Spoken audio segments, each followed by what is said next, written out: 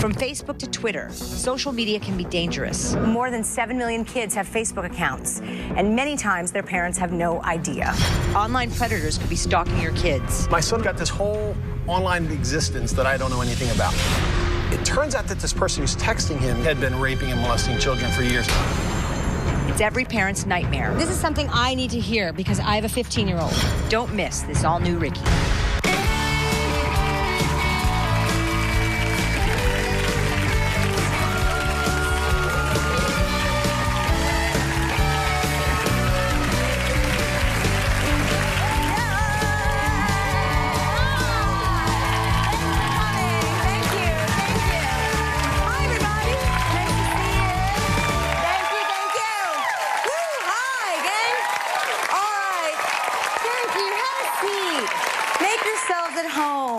How are we doing? Good? You guys do Facebook? Do you do what about Twitter? Yes. What about Instagram? Yes. Pinterest? Yes. All of the above. Okay, well, social media is huge, there's no question, especially here at the Ricki Lake Show, where it is a major component of our show.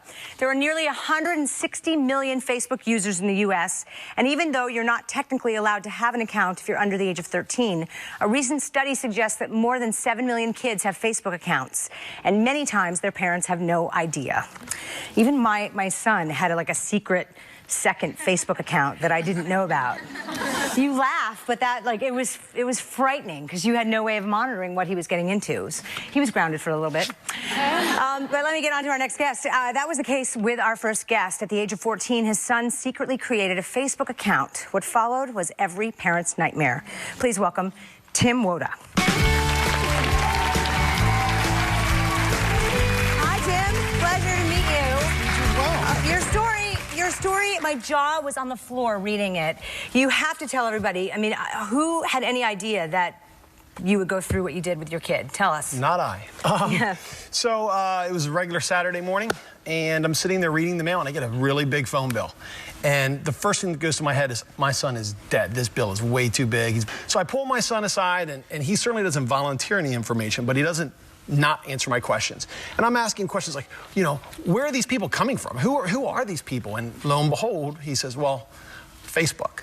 I said, well, that's not possible because you don't have a Facebook account. He was 14 at the time. 14. Okay. Right. So this is a few years back. Okay. I said, that's not possible because you don't have a Facebook account.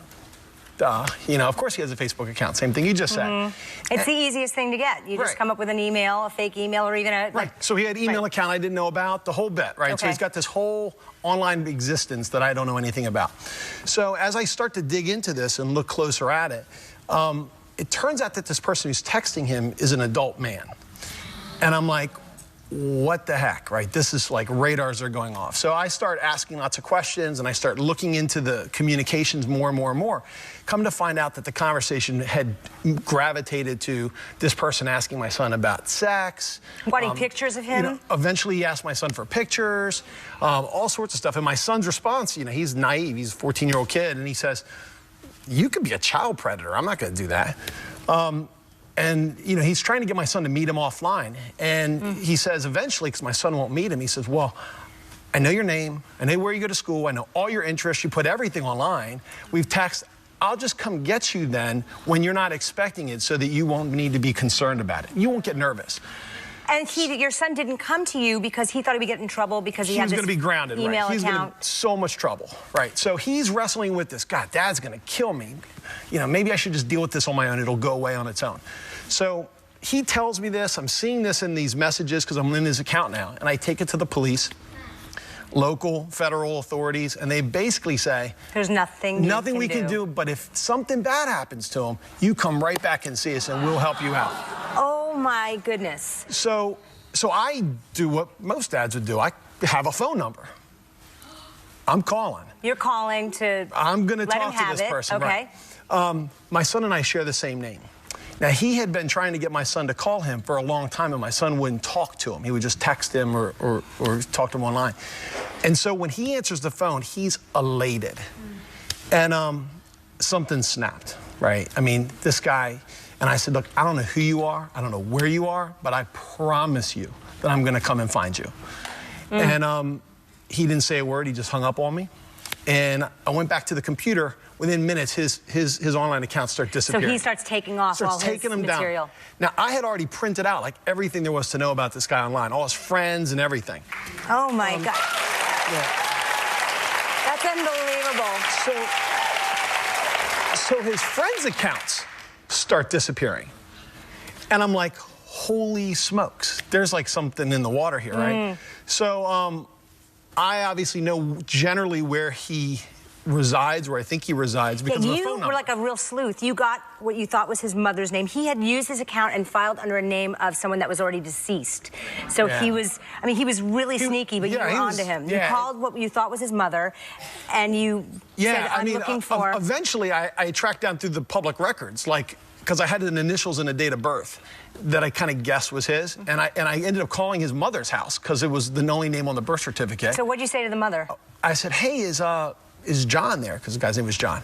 And she said, no, you just missed him. He was here for his birthday. And I said, can you tell him that, you know, Tim called, Tim Woda, and can you tell him that I got him, that I got you? And she was like, okay, whatever. And so I took that to all the information I'd gathered, brought it to National Center for Missing Exploited Children. They ended up arresting him. He was convicted on 24 counts of child pornography and... So he, on the charges related to my son, it was an attempt to manufacture child porn by asking him for pictures. But unfortunately, my son was one of the lucky ones. He had been raping and molesting children for years. He was a school teacher, lacrosse coach, and so now he lives in a prison in solitary confinement in Maryland. And the great thing that has come out of this is that you have created a parental monitoring software device for us to help monitor our kids. Tell us about it. Yeah, so I took a step back when this happened and said, well, how in the world did this happen? It wasn't because I had a bad kid. It wasn't because I wasn't engaged. It's just that staying on top of all of this stuff is really hard. And so what I did was I worked with a team of people, and we developed a service called uKnowKids. And what it does is it helps moms and dads who are already desiring to be engaged, right? It doesn't make you a good parent. But what it will do is it'll make it easier to be a parent by helping you find those hidden accounts that you don't know about, by helping you identify risky people, risky activities, trends, and generally keeping you in the know so that you can better educate, engage, and protect your kids. Yeah, because they can't know at that age. I mean, teenagers, their brain synapses are still growing. They don't know. Nothing bad's going to happen to them, right? They're just, it's going to happen to somebody else. And all right, so it's uKnowKids. uKnowKids with the letter U. Okay, all right. I'm signing up right after the show, I swear. Thank you so much. Thank you. It is so important for you to share this story. We all need to be aware. Thank you. Thank you. And your son's doing well now? He's doing awesome now. He's 18? 18, heading off to college. Does he have a Facebook account? He does have a Facebook. He's got all that stuff, but I'll tell you what, he's a lot more careful than he used to be. I'll bet, I'll bet. Thank you for sharing. Thank you. When we come back, a mother who used social media to shame her daughter. They'll explain how a simple joke turned out to be anything but funny. That story's next.